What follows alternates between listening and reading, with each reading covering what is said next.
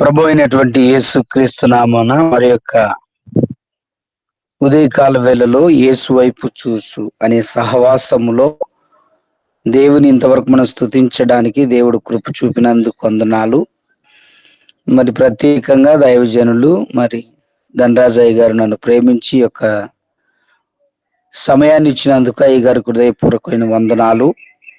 ఇంతవరకు పాటల ద్వారా వాక్యము ద్వారా మరి దేవుని గణపరిచినటువంటి దైవజనులకు వాక్యములో మనల్ని నడిపించినందుకు గారికి అందరికీ హృదయపూర్వకమైనటువంటి కృతజ్ఞతలు తెలియపరుస్తున్నాను. ఈరోజు మనం దేవుని యొక్క వాక్యము, ఈరోజు నేను ప్రార్థనలో ఉన్నప్పుడు దేవుని సేవకునికి ఉండవలసిన లక్షణాలు ఏంటివి అనేటువంటి దాని మీద దేవుడు నాకు బయలుపరిచిన విధంగా నేను ప్రార్థనలో ఉన్నప్పుడు కొన్ని మాటలు దేవుడు హెచ్చరించాడు. ఆ మాటలు పంచుకుందాం. 1వ తెస్సలోనికి రాసినటువంటి పత్రిక 2వ అధ్యాయము 12వ వచనం ఒకసారి చదువుకుందాం ప్రియులారా. 1వ తెస్సలోనికి రాసిన పత్రిక 2వ అధ్యాయము 12వ వచనం చదువుకుందాం.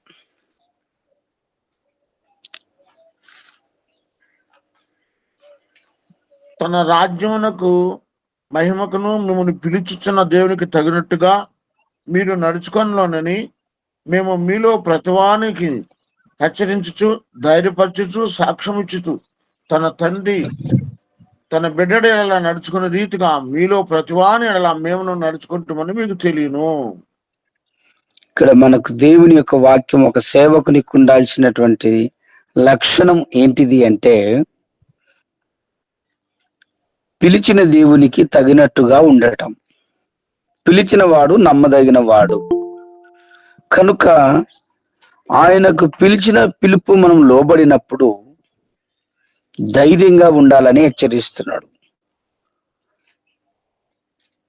తండ్రి బిడ్డల ఎడల ఏ రీతిగా ప్రేమను చూపిస్తున్నాడో దైవజనుడికి ఉండాల్సినటువంటి యొక్క మనస్సుని ఇక్కడ మనకు తెలియపరుస్తున్నాడు. ప్రేమ కలిగినటువంటి మనసు ఉండాలని, ప్రేమ కలిగి సంఘముతో నడుచుకునే బిడ్డగా, కుటుంబంతో నడుచుకునే బిడ్డగా, సమాజంలోను సంఘములోను తండ్రి ప్రేమను కలిగి తండ్రి చిత్తము నెరవేర్చినటువంటి సేవకునిగా ఆయన రాజ్యాన్ని మహిమపరచడానికి పిలిచాడు గనక దేవునికి తగినట్టుగా ఉండాలని దేవుని వాక్యము హెచ్చరించాడు. మరి 2వ వచనములో చూసుకున్నట్టయితే హెబ్రీ పత్రికలో 13వ అధ్యాయము 7వ వచనం నుంచి 17 వచనాలు కొన్ని చదువుకున్నట్లయితే అక్కడ మనకు కొన్ని హెచ్చరికలు కనబడుతున్నాయి. హెబ్రీ పత్రిక 13వ అధ్యాయము 7 నుంచి 17లో మనకు కొన్ని చదువుకున్నట్లయితే అక్కడ ఏం కనపడుతున్నాయంటే, మనకు బలిపీఠం కనపడుతుంది, మనం లోబడి ఉండాలని హెచ్చరిస్తుంది, ప్రవర్తన జాగ్రత్త అనేటువంటి మాటము, విశ్వాసము, ఆయన నిన్న నేడు ఏకరీతిగా ఉన్నట్లు మనకు తెలియపరుస్తున్నాడు. హృదయములను సిద్ధపరచుకుంటా మంచిదని వాక్యం హెచ్చరిస్తున్నాడు. మనకు నిలవరమైన పట్టణం ఒక్కటి లేదు, ఇక్కడ లేదు మనకు నిలవరమైన పట్టణము, పరలోకములో ఉందని కూడా హెచ్చరిస్తున్నాడు. 7 నుంచి 17 వచనాలు మరి తర్వాత మీరు చదువుకున్నట్లయితే అక్కడ మనకు ఎన్నోసార్లు చదివింటాము గనక హెచ్చరిస్తున్నా. నాకు ఇచ్చిన సమయములో ఒక హెచ్చరికల మాటలు చూపిస్తున్నాను ప్రియుల. ఇక్కడ 14వ వచనం ఒకసారి దయచేసి మీరు అందరూ చదివితే నిలువైన పట్టణం మనకి ఇక్కడ లేదు, గాని ఉండబోచున్న దాని కోసం ఎదురు చూస్తున్నాము. హల్లెలూయా. అయితే ఇక్కడ నిలువరమైన పట్టణము మనకి ఇక్కడ లేదు, ఉండబోచున్న దాని కోసము ఎదురు చూచుచున్నాం. నిలువరమైన పట్టణము ఏంటిది అంటే, ఒక పాట ఉంది, సియోనులో స్థిరమైన పునాది, సూర్యుడు లేని చంద్రుడు లేనటువంటి ఆ యొక్క స్థలం, దేవుడు ఉన్నటువంటి స్థలం, శరీరం ఉండదు, ఆత్మలతో దేవుని స్తుతించేటువంటి స్థలం, ఆయన సింహాసనం కాడ ఉన్నటువంటి స్థలం, ఆ రాజ్యం కోసం మనం ఇక్కడ ఆయన పిలిచిన పిలుపుకు తగిన విధంగా ఆయన బిడ్డలుగా ఉండాలని దేవుని వాక్యము హెచ్చరిస్తుంది. 15వ వచనంలో, కాబట్టి ఆయన ద్వారా మనము దేవునికి ఎల్లప్పుడూ స్తుతియాగము చేయుదము, అనగా ఆయన నామమును ఒప్పుకొనుచు జిహ్వ ఫలము అర్పించుదము. ఉపకారమును ధర్మమును చేయ మరచిపోకుడి, అట్టి యాగములు దేవునికి ఇష్టమైనవి. అయితే ఉపకారము చేసేది, మన తండ్రి మన కోసం ఉపకారం చేశాడు. మనం ఉపకారం చేసే బిడ్డలుగా ఉండాలి. ధర్మమును చేయాలి, మరిచిపోకుడి. సువార్త ధర్మము, సువార్త ఉపకారము. క్రీస్తు రక్తములో కడగబడిన మనము ఆయనకి ఇష్టమైనటువంటి బిడ్డగా దేవుని సేవలో ఉండాలని దేవుని వాక్యం హెచ్చరిస్తూ 17వ వచనములో, మీ పైని నాయకులుగా ఉన్నవారు లెక్క ఒప్పజొప్పవలసిన వారి వలె మీ ఆత్మలను కాయుచున్నారు. వారు దుఃఖముతో ఆ పని చేసిన ఎడల మీకు నిష్ప్రయోజనము గనక దుఃఖముతో కాక ఆనందముతో చేయునట్లు వారి మాట విని వారికి లోబడి ఉండి. అయితే ఇక్కడ నేను నేర్చుకున్నటువంటి ఒక మాట ఏంటిది అంటే, ఈ యొక్క సహవాసములో నేను ఎప్పుడైతే ఈ యొక్క మీట్లో యాడ్ అయినప్పటి నుంచి ధనరాజయ్య గారు చెప్తున్నటువంటి మాటకు, అది దేవుని మాట కనుక లోబడే మనస్తత్వం అమ్మగారు నడిపిస్తున్నారు. ఐదే ప్రకారంగానే సహవాసములో ఉన్న ప్రతి ఒక్కరము కూడా మన పైన నాయకులుగా ఉన్నటువంటి నాయకుడికి మనము తన మనసును గాయపరచకుండా నడుచుకోవాలని కూడా మనకి హెచ్చరిస్తూ, మనం పిలిచినటువంటి పిలుపు ఆ దేవునికి, ఆయనకు, ఆయన దుఃఖపడకుండా మనము ఆయన బిడగా ఉండాలని హెచ్చరిస్తున్నటువంటి ఒక మాట. ఈ యొక్క సహవాసము ఒక భారముతో ధనరాజయ్య గారు నడిపిస్తుండగా, మరి తెలుగులో హిందీలో నడిపిస్తున్నప్పుడు ఒక భారం, ఒక నాయకుడుగా దేవుడు ఏర్పాటు చేశాడు. ఆ నాయకుడికి ఉండాల్సిన లక్షణాలు ఉన్నాయి కనుకనే మనందరినీ ఒకరి ముఖం ఒకరు చూడలేనప్పటికీ, ఎన్నో వేల కిలోమీటర్లు ఒకరికొకరు దూరం ఉన్నప్పటికీ ఆత్మల నాయకుడిగా ధనరాజయ్య గారిని ఏర్పాటు చేసుకుని ఆత్మానుసారమైనటువంటి జీవితములో రేయి మొదటి జాబుల్లో మనల్ని బలపరచడానికి, ఒకరికొకరం సహవాసములో ఆయన నామములో పురికొల్పడానికి ఇచ్చిన భారములో మనము ఆయనని, దేవుడిని, మనం అందరము ఒకరికొరము ఆయన రాజ్యం కట్టడానికి మనము దేవుని పనిలో ముందుకుండాలని కూడా, లోబడి ఉండాలని కూడా వాక్యము హెచ్చరిస్తుంది. లూకా సువార్త 5వ అధ్యాయము 5వ వచనం ఒకసారి చదువుకుందాం.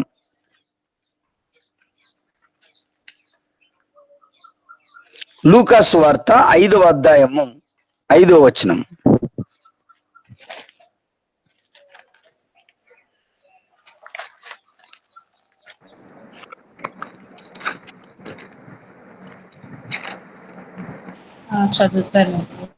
చదవండి అమ్మగారు. సీమోను, ఏలినవాడా, రాత్రి అంతయు మేము ప్రయాసపడుతుంది గాని మాకేమీ దొరకలేదు. ఆయనను నీ మాట చొప్పున వలలు వేతుమని ఆయనతో చెప్పాను. ఇక్కడ ఏలినవాడ అనేటువంటి మాటకు ఒక మాట హెచ్చరిస్తున్నా. ఎప్పుడైతే నాబాలును చంపడానికి వస్తున్నాడో దావీదు, తన భార్య అంటుంది, నా ఏలినవాడ తన తప్పు నాదనుకొని క్షమించు అన్నప్పుడు తన ప్రాణాన్ని కాపాడిన విధంగా మనకి హెచ్చరిస్తుంది. అదే రకంగానే ఇక్కడ నా ఏలినవాడ అంటున్నాడు సీమోను. ఇంతవరకు మనము సీమోని మరి రెండవసారి హెచ్చరించుకోవడం జరుగుతుంది. రాత్రంతా వాళ్ళు చేపలకు వేసినట్లు వలలు కనపడుతుంది. అయితే ఇక్కడ ఇద్దరి సంభాషణ ఎలా ఉందంటే, మా ప్రయాసంతో చూసినావు, మాకు శాత కాదు, ఏమేస్తావు పాని అనుకున్నటువంటి విధంగా హెచ్చరిస్తున్నప్పుడు, మేము ప్రయాసపడితిమి గాని మాకేమీ దొరకలేదు. సీమోను యేసు ప్రభుల వారితో మాట్లాడుతున్నాడు. అయితే ఇక్కడ ప్రాముఖ్యమైనటువంటి మాట ఏంటంటే, మనము ప్రయాసపడుతుమి కానీ దేవుని ఆశీర్వాదము లేకపోతే, దేవుని దీవెన లేకపోతే మనము ఆయన రాజ్యములో ఉండలేము, సమాధానంగా ఉండలేమని వాక్యం హెచ్చరిస్తుంది. అదే ప్రకారమే లోకములో నుండి వేరు చేశాడు ఇక్కడ సీమోను. ఏం చేశాడంటే చేపలు పట్టే స్థాయి నుంచి మనుషులను పట్టే స్థాయికి తీసుకొని వచ్చాడు. వాళ్ళందరూ ఆశ్చర్యపోతున్నటువంటి మాట, చేపలకి ఎలాగ వల వేశారో దేవుని మార్గములో నడిపించడానికి ఒక సేవకుడు వాక్యాన్ని వల వేయాలని, ఒక ఆత్మ కూడా సాధ్యమైనంత వరకు బ్రతికున్నంత వరకు, బ్రతుకులో మనము ఆయన బిడ్డగా జీవిస్తున్నంత వరకు, ఇరుగు పొరుగైన కావచ్చు, ఇంటి పక్కల కావచ్చు, మనం తిరుగుతున్న ప్రతి స్థలములు కావచ్చు, ఆత్మను జారిపోకుండా వల వేయాలని దేవుని వాక్యం మనకి హెచ్చరిస్తుంది. ఒక రాశి కనపడుతుంది అక్కడ. ఆ రాశి చూసినప్పుడు, అయ్యా మేము చేత కాకుండా వెళ్ళిపోవాలనుకున్నాము, ఈ రాశిని చూసి ఆశ్చర్యం చేసావనేటువంటి మాట కనపడుతుంది. మనము ఈ లోకములో దేవుని యొక్క పనికి పిలిచాడు గనక, పిలిచిన పిలుపుకు నమ్మకం కలిగి ఆ చేపలు ఏ రీతిగా రాసులుగా ఉన్నాయో, మన పిలుపుకు తగిన విధంగా ఒక దినాన మనకు అప్పచెప్పినటువంటి పని రాసులు, ఆత్మల రాసులను ఆయనకు చూపియాలని దేవుని సేవకునిగా దేవుని వాక్యం మనకి హెచ్చరిస్తుంది. అయితే 1 కొరింథీయులకు రాసిన పత్రిక 3వ అధ్యాయము 8వ వచనం ఒకసారి చదువుకుందాం. 1 కొరింథీయులకు రాసినటువంటి పత్రిక 3వ అధ్యాయము 8వ వచనం చదువుకుందాం. నాటువాడును నీళ్లు పోయేవాడును ఒకటే, ప్రతివాడు తాను చేసిన కష్టం కొలది జీతం పుచ్చుకొనును. చాలా గారు. అయితే జీతము ఇక్కడ మనకి హెచ్చరిస్తుంది. జీతం ఎలా ఉంది అంటే మనము సంపాదించాల, ప్రత్యేకంగా మన చేతులారా మనము వల వేసి, మనము సంపాదించి, బాప్తిసం ఇచ్చి ఆయన మార్గంలో నడిపించేటువంటి నూతన ఆత్మల మీద భారము కలిగి మనం సేవ చేసినప్పుడు మన జీతం అనేది పరలోకములో ఉందని కూడా దేవుని వాక్యము హెచ్చరిస్తుంది. నాటువాడను నీళ్లు పోయేవాడను ఒక్కడే, ప్రతివాడు తాను చేసిన కష్టము కొలది జీతము పుచ్చుకొనును. అయితే జీతము పుచ్చుకొనును అంటున్నప్పుడు మన జీతము ఇక్కడ కాదు, పరలోక రాజ్యములో ఉందని దేవుని వాక్యము హెచ్చరిస్తుంది. మనము యోహాను సువార్తలు అంటాడు, జీతగాడే. అయితే ఆయనకి జీతగానుగా ఉన్నప్పుడు ఆత్మల రాశి మీద భారం కలిగి మనం ఉంటాం. ఆ పిలుపుకు లోబడి ఆయన రాజ్యములో మనం ఉండాలని కూడా దేవుని వాక్యము హెచ్చరిస్తుంది. కీర్తనల గ్రంథము 119వ అధ్యాయము 99, 100 వచనాలు ఒకసారి చదువుకుందాం.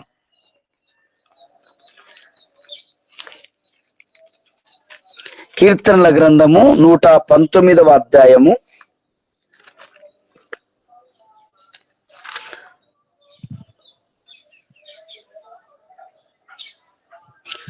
99, 100 వచనాలు.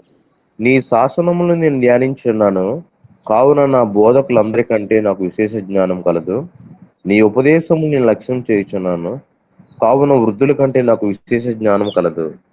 అయితే ఇక్కడ మనకి హెచ్చరిస్తున్నటువంటి మాట ఏంటంటే, నీ శాసనములను, నీ గురించి దేవుని సేవకు పిలిచినటువంటి ఆయన మన శాసనాల గురించి ఆయనకి తెలుసంట, ధ్యానించుచున్నాను అంటున్నాడు. కావున నా బోధకులందరికంటే నాకు విశేషము కలదు, నీ ఉపదేశములను నేను లక్ష్యము చేయుచున్నాను. ఉపదేశము అంటే సామెతల గ్రంథములో ఒక మాట హెచ్చరిస్తుంది, నా ఉపదేశమును అంగీకరించిన ఎడల నువ్వు బాగుగా బ్రతుకుదువు. ఉపదేశములు, ఆయన ఆజ్ఞ, ఆయన వాక్యము, ఆయన పిలుపు, ఆయన మనస్తత్వం, ఆయన ప్రేమను మనం సమాజములో, సంఘములో చూపించి నడుచుకున్నట్లయితే మనము చేసే సేవను జ్ఞానము కలిగి చేసినట్లయితే, ఉపాధ్యాయుని జ్ఞానము కలిగి ఉండాలంట. మనం ఒక స్కూల్లో పిల్లలను ఏ రీతిగా ఉపాధ్యాయుడు సరైన మార్గములో నడిపించడానికి ప్రయత్నం చేస్తాడో, సంఘములో నాయకత్వం వహిస్తున్న నాయకులు మనము ప్రతి ఒక్కరి పైన సంఘములోన జ్ఞానము కలిగి వారిని దేవుని మార్గములో దేవుని యొక్క సన్నిధానానికి ఒక రాశిగా తీసుకోవడానికి, నువ్వు ఒక ఆత్మను తీసుకోవడానికి ప్రయత్నం చేయాలని దేవుని వాక్యము హెచ్చరిస్తుంది. ఉపాధ్యాయునికి జ్ఞానం ఏంటిదంటే, పలు రకాల ఒక గవర్నమెంట్ ఉద్యోగం రావాలి అంటే ఎన్నో పుస్తకాలను చదివి ఎగ్జామ్లో పాస్ అవుతారు. అయితే ఈ లోకములో మనకు ఒకటే పాస్ ఎప్పుడు తెలుసా? పరలోకములో మనకి బలా మంచి నమ్మకమైన దాసుడు అనేటువంటి మాట.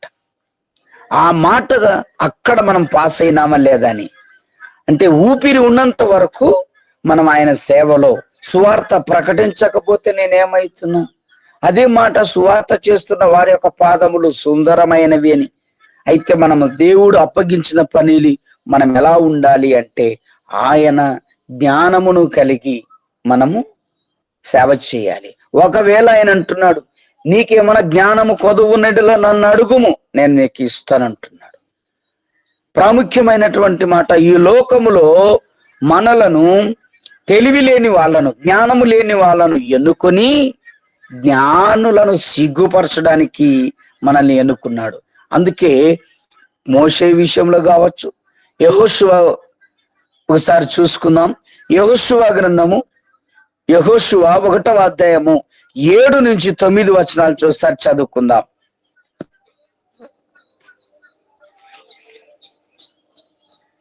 యెహోషువ పాత నిబంధన గ్రంథం యెహోషువ 1వ అధ్యాయము 7 నుంచి 9 వచనాల్లో మనకి హెచ్చరిస్తున్నటువంటి మాట ఏంది? జాగ్రత్త పడి ధైర్యము తెచ్చుకోండి, నిబ్బరము కలిగి. చదవండి అయ్య గారు. చదువుతానండి. అయితే నీవు నిబ్బరము కలిగి జాగ్రత్త పడి బహుధైర్యముగా నుండి నా సేవకుడైన మోషే నీకు ఆజ్ఞాపించిన ధర్మశాస్త్రము అంతటి చొప్పున చేయవలను. నీవు నడుచు ప్రతి మార్గమున చక్కగా ప్రవర్తించినట్లు నీవు దాని నుండి కుడికి గాని ఎడమకు గాని తొలగకూడదు. ఈ ధర్మశాస్త్ర గ్రంథమును నీవు బోధింపక తప్పిపోకూడదు. దానిలో వ్రాయబడిన వాటన్నిటి ప్రకారము చేయుటకు నీవు జాగ్రత్త పడినట్లు దివారాత్రము దాని ధ్యానించిన ఎడల నీ మార్గమును వర్ధిల్ల చేసుకొని చక్కగా ప్రవర్తించదువు. నేను నీకు ఆజ్ఞ ఇచ్చి ఉన్నాను కదా, నిబ్బరము కలిగి ధైర్యముగా నుండుము, దిగులు పడకము, జడేయకుము. నీవు నడుచు మార్గం అంతటిలో నీ దేవుడైన యెహోవా నీకు తోడై ఉండును. ఆమేన్. ఆమేన్. అయితే ఇక్కడ ప్రాముఖ్యమైనటువంటి మాట, కుడిమికి గాని ఎడమకు గాని మనము తొలగకూడదు, చక్కని ప్రవర్తన కలిగి ఉండాలి. అయితే ఆయన మనకు ధైర్యముగా నుండుము అంటున్నాడు, దిగులు పడకము అంటున్నాడు, జడియకము అంటున్నాడు. నడుచు మార్గమంతటిలో నీ దేవుడని యెహోవా నీకు తోడై ఉంటున్నాడు. అంటే ఎందుకు ఈ మాటలు చెప్తున్నాడంటే, సేవలో కొన్ని రకాలుగా సాతానుగాడు మోషేతో ఒక మాట, నువ్వు వెళ్ళి వాక్యం చెప్పు, నువ్వు వెళ్ళి మాట్లాడంటే, అయ్యా నాకు రాదయ్యా అంటున్నాడు. అక్కడ ఆయన బలహీనతను చూపిస్తున్నాడు. అయితే ఇక్కడ మాట్లాడుతున్నటువంటి మాట, నువ్వు వెళ్ళు నేను చూసుకుంటాను అంటున్నాడు. సేవలో మనల్ని హెచ్చరిస్తున్నటువంటి మాట ఏంటంటే, సేవలో మనము చక్కని పరిపాలన చేసేటువంటి బిడ్డగా, చక్కని ప్రవర్తన కలిగి, కుడికి గాని ఎడమకు గాని, కుడి ఎడమ ఈ 2 మాటలు మనం ఉదాహరణకు చూసుకుంటే, ప్రతి సేవకుడు స్త్రీ గాని సిరిని గాని ఈ 2 ఆశించకుండా ఉండాలి. కుడి గాని ఎడమ గాని. లోకములో పడిపోకూడదు. కుడి ఎడమ ఈ రెండిట్లో పడిపోతున్నాము అంటే మన సేవ ఇంప్రూవ్ కాదు. అయితే మనం ఒకసారి చూసినట్లయితే, ఎలీషా దైవజనుని దగ్గర ఉన్నటువంటి ఆకాను రోగం తెచ్చుకోవడానికి పడిపోయాడు. అదే ప్రకారంగా సంసోను పడిపోయాడు, దావీదు పడిపోయాడు.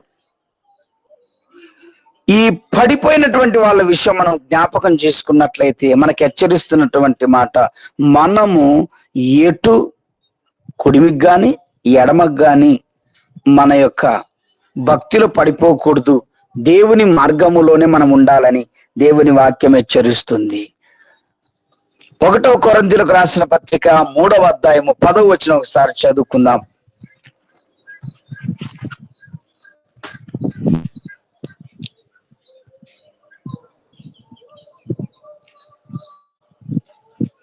ఒకటో కొరింథీయులకు రాసిన పత్రిక 3వ అధ్యాయము 10వ వచనం చూసుకుందాం ఒకసారి. దేవుడు నాకు అనుగ్రహించిన కృప చొప్పున నేను నేర్పరినైన శిల్పకారుని వల్లే పునాది వేసి తిని మరి ఒకడు దాని మీద కట్టుచున్నాడు.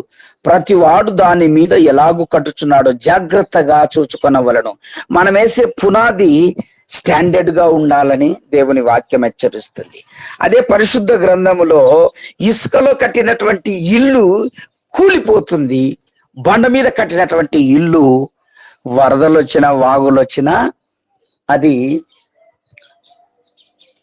ఉండగలుగుతుందని దేవుని వాక్యం హెచ్చరిస్తుంది. మనం కట్టే పునాది ఒక ఆత్మ విషయంలో, సంఘం విషయంలో, కుటుంబ విషయంలో మనము పునాది స్టాండర్డ్ గా వేయాలని దేవుని వాక్యము హెచ్చరిస్తుంది. యెషయా గ్రంథము 49వ అధ్యాయము 15-16 వచనాలు మనం చూసుకుందాం.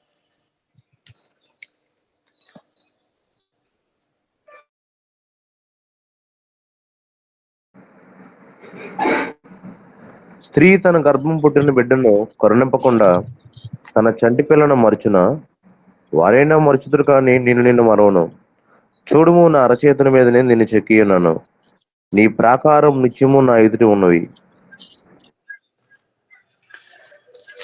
ఇక్కడ మనల్ని హెచ్చరిస్తున్నటువంటి విషయం అంటే, మనం శిల్పాకారునిగా చెక్కినప్పుడు మనం తండ్రి ప్రేమని చూపిస్తున్నాడు. ఏమంటున్నాడంటే, స్త్రీ తన గర్భమున పుట్టిన బిడ్డను కరుణింపకుండగా తన చంటి పిల్లను మార్చున. అనువేశ పునాది దేవుడు మర్చిపోడు.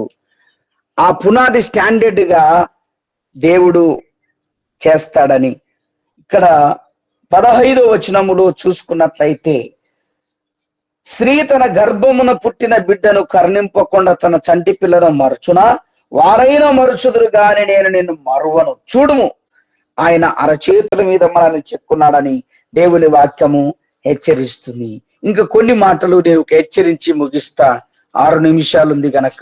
ఇంకా దైవజనుడు ఏం చేయాలి, దైవజనుడికి ఉండాల్సిన లక్షణాలు ఇవి, దైవజనుడు ఏం చేయాలి అనేటువంటి మాటలు హెచ్చరించి నా మాటలు ముగిస్తాను. దైవజనుడు ఏం చేయాలి అంటే 1వ తిమోతి రాసినటువంటి పత్రిక 4వ అధ్యాయము 13వ వచనములో బుద్ధి చెప్పేటువంటి నాయకుడుగా, దైవజనుడుగా ఉండాలి. 1వ తిమోతి రాసిన పత్రికలో 4వ అధ్యాయం 13వ వచనములో బుద్ధి చెప్పేటువంటి వ్యక్తిగా, నాయకుడుగా ఉండాలి. రెండవది, ఇక్కడ 2వ తిమోతి పత్రిక 3వ అధ్యాయము 16-17 వచనాలలో మనం ఒకసారి చూసుకున్నట్లయితే గద్దించాలని కూడా హెచ్చరిస్తుంది. గద్దించాలంట. మనం ఎప్పుడైతే మనం గద్దించామో, బుద్ధి చెప్పిన తర్వాత గద్దించేటువంటి మనసు కూడా మనకు కలిగి ఉండాలంట. అదే 2వ తిమోతి పత్రికలో 3వ అధ్యాయము 16-17 వచనాలలో హెచ్చరిస్తున్నమాట. దయచేసి ఒకసారి చదివితే నా మాటలు ముగిస్తాను. 2వ తిమోతి రాసినటువంటి పత్రిక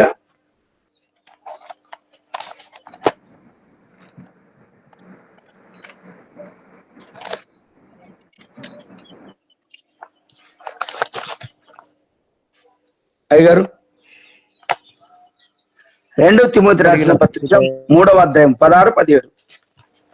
నించుకును, తప్పుదిద్దుటకును, నీతి యందు శిక్ష చేయుటకును ప్రయోజనకరమై ఉన్నది.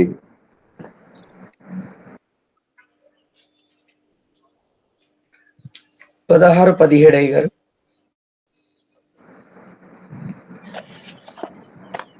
దైవజనుడు సన్నద్ధుడై ప్రతి సత్కార్యములకు పూర్ణముగా సిద్ధపడి ఉండినట్లు దైవావేశం వల్ల కలిగిన ప్రతి లేఖనము ఉపదేశించుటకును, ఖండించుటకును, తప్పుదిద్దుటకును, నీతి యందు శిక్ష చేయుటకును ప్రయోజనకరమై ఉన్నది. ఇక్కడ దైవజనుడు సన్నందుడై ప్రతి సత్కార్యమునకు పూర్ణముగా సిద్ధపడి ఉండునట్లు దైవావేశము, లోకముల ఆవేశం పనికిరాదు, లోకముల ఆవేశం పనికిరాదు.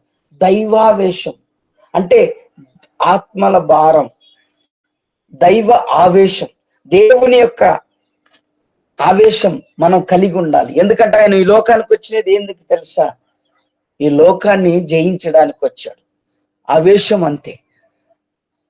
ఆయన ఆవేశం వల్ల ఏంటిది? ఆత్మలను రక్షించాల, నా బిడ్డలు నా రాజ్యములో ఉండాల అనేటువంటి విధంగా దైవ ఆవేశం, లోకములో ఆవేశం పనికిరాదు, కానీ దేవుని ఆవేశం ఏంటిదంటే మనము కలిగి ఆత్మలను ఆయన రాజ్యములో రాశిగా నిలబెట్టాలని ఆవేశం.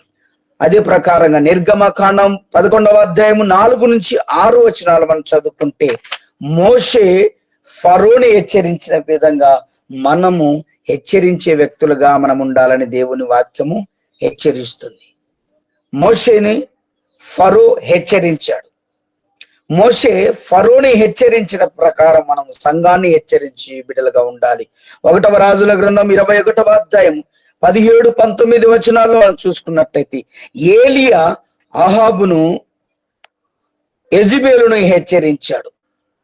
ఏలియా అహాబును యెజెబెలును హెచ్చరించిన ప్రకారము మనము కూడా హెచ్చరించే బిడ్డలుగా ఉండాలని దేవుని వాక్యము హెచ్చరిస్తుంది. 1వ సమూయేలు 15వ అధ్యాయము 16 నుంచి 23 వచనాలు చదువుకున్నట్లయితే మనము అక్కడ సమూయేలు సౌలుని హెచ్చరించాడు. సమూయేలు చేత అభిషేకించినటువంటి సౌలు పరిస్థితిని చూసి సమూయేలు హెచ్చరించాడు. అదే ప్రకారమనే 2వ సమూయేలు గ్రంథము 12వ అధ్యాయము 1 నుంచి 10 వచనాలు, 2వ సమూయేలు గ్రంథము 12వ అధ్యాయము 1 నుంచి 10 వచనాలు మనం చూసుకున్నట్లయితే, నాతాను దావీదుని హెచ్చరించాడు. నాతాను ఎప్పుడైతే దావీదుని హెచ్చరించాడో తన మార్గాన్ని సరి చేసుకున్నాడు. లాస్ట్ ఒక మాట, నాకు ఒక్క నిమిషం ఉంది. లూకా సువార్తలో 3వ అధ్యాయము 19-20 వచనాలలో చూసుకున్నట్లయితే, యోహాను హేరోదును హెచ్చరించాడు. కనుక ప్రియులారా, దైవజనుడిగా ఉండాల్సినటువంటి మనము తండ్రి మనసు, కాపరి జాగ్రత్త, నాయకుని ధైర్యము, కావలి వాని మెలకువ, జాలరి యొక్క ఓపిక, పనివాని కష్టము, ఉపాధ్యాయుని జ్ఞానం, సైనికుని వలె మనం క్రమశిక్షణ కలిగి ఉండాలని, శిల్పాకారుని